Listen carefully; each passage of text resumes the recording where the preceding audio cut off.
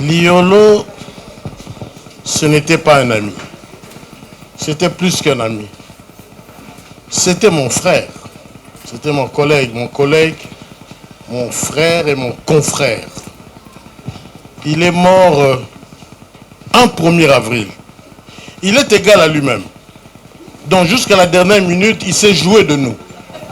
Au point que quand on a annoncé qu'il est mort le 1er avril, c'était le tollé, et ici, et partout dans le monde. Donc il est vraiment mort le 1er avril. Mais Liolo, c'est un personnage atypique.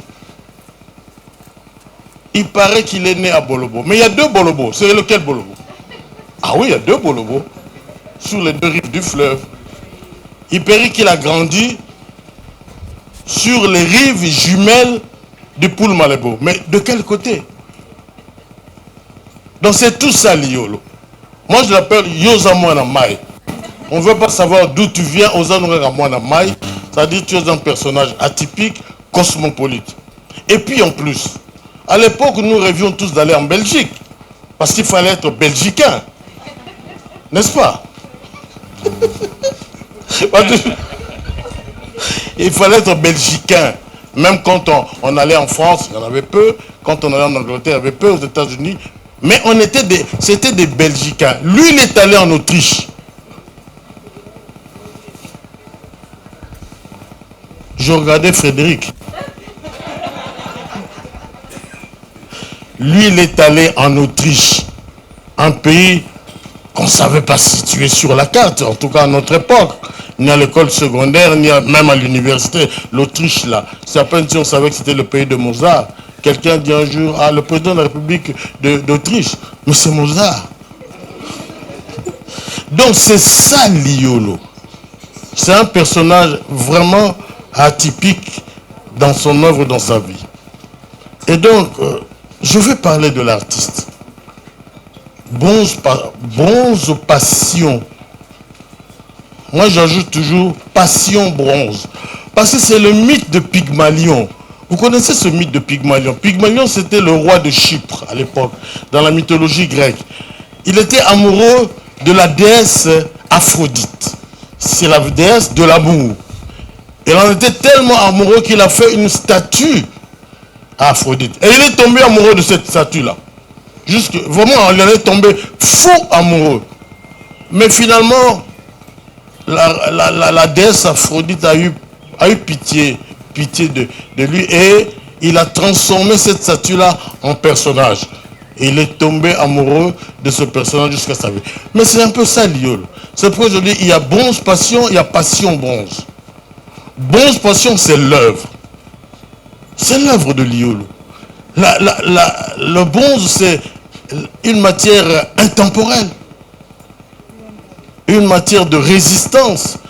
Une matière qui traverse le temps et l'espace. Dans l'histoire du monde, le bronze, c'est cela. Les meilleures statues du monde, c'est le bronze. Ça, c'est bronze passion. Mais il y a aussi passion bronze. Bronze passion, c'est l'œuvre. Passion bronze, c'est lui-même.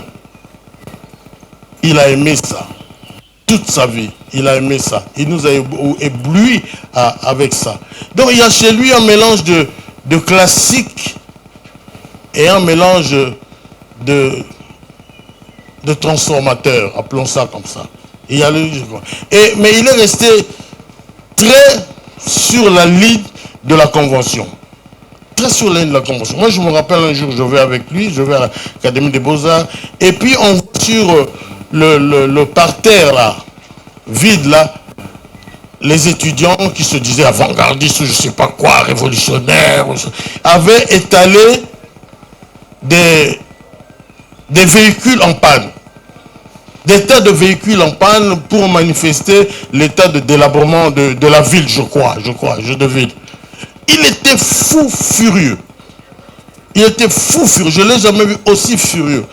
S'il pouvait enlever ça avec ses mains, jeter dehors, il l'aurait fait. La deuxième colère de Liolo, c'est quand un gouverneur de la ville, je ne vise personne parce qu'il n'est pas là, je l'ai vu tout à l'heure. Mais c'était pas lui. C'était pas lui. Lui, c'est mon ami. Donc, un gouverneur de la ville a repeint. Ah, vous vous rappelez, hein? Il a repeint la place de la gare, là, il a tout repeint, alors que c'était un endroit symbolique. C'est là où on célèbre la première gare de Kinshasa. Et on oublie que les deux colonnes qui abritaient le roi Albert Ier, là aussi, il y a un gouverneur qui s'est trompé, il a mis à la place Léopold II. Non! Ceux qui ont vécu à Kinshasa savent que Léopold II, c'était du côté du palais du palais de la nation. Merci. Oui, oui, palais de la nation. Ah, merci. Oui. Et donc, il a complètement introverti et puis il a mis là, je sais pas quoi là. Il était furieux. Je lui ai dit de se calmer. Se calmer. Parce que, pour terminer, Liolo, c'est un personnage provocateur, toujours égal à lui-même, toujours sûr de lui-même, mais un très bon copain, etc. Mais quand il monte sur ses chevaux, on ne l'arrête pas. Moi, je lui disais, dis, vieux Alfred, parce qu'il est quand même mon vieux, vieux Alfred, calme-toi. Il me dit, Yoka. Nzete et betakake. Et bangara likolo et indate. Ceux qui ne comprennent pas. La branche qui a été calcinée par la foudre n'a pas peur des autres tempêtes. Pas du tout. Voilà l'Iolo. Une sorte de révolte créative. Et puis je termine en disant, voilà quelqu'un qui était, je crois que c'est son éducation. Il était tout près du peuple. Regardez ses œuvres. Celles que l'on connaît. Par exemple, le militant. Par exemple, la main pour les artistes là, sur la place de Victoire. Ou surtout, la maman là, à l'entrée de... Je suis triste quand je passe là. Quand je vois ce qu'on en a fait. Vous savez, quand vous entrez à Triangle Ngaba, hein? La maman qui est là avec une bouteille sur la tête. Maman maraîchère. C'est ça l'Iolo. Il voulait rendre hommage aux génies de l'ombre, aux héroïnes de l'ombre, surtout les femmes. Les femmes. Il en parlait avec tellement de passion. Mais parce que c'est sa vie, ça, c'est son environnement. Il avait fait une œuvre de proximité en l'honneur de ces personnes-là dont on ne parle pas. Il n'a pas fait de bronze pour les princesses ou non. Il en a fait pour vous et nous, les petites gens. Et c'est ça l'Iolo. C'est son éducation, d'être proche du peuple. Le jour de sa mort, à l'Académie des Beaux-Arts, je lui ai dit 2 phrases.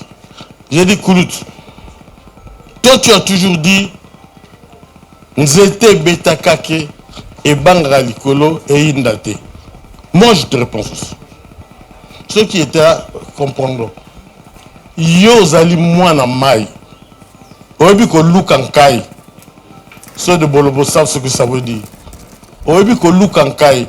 Mais obangaka mbongete ya ebale. Po ndenge balobaka ebale ezanga mokuwa. Mais les enfants aussi, hein. Moi je les connais de l'étranger. Après on a consolidé notre relation d'oncle à nièce ici à Kinshasa. Donc l'Iolo c'était un amoureux de sa femme. Donc Bronze Passion c'est Frédéric aussi. Oui.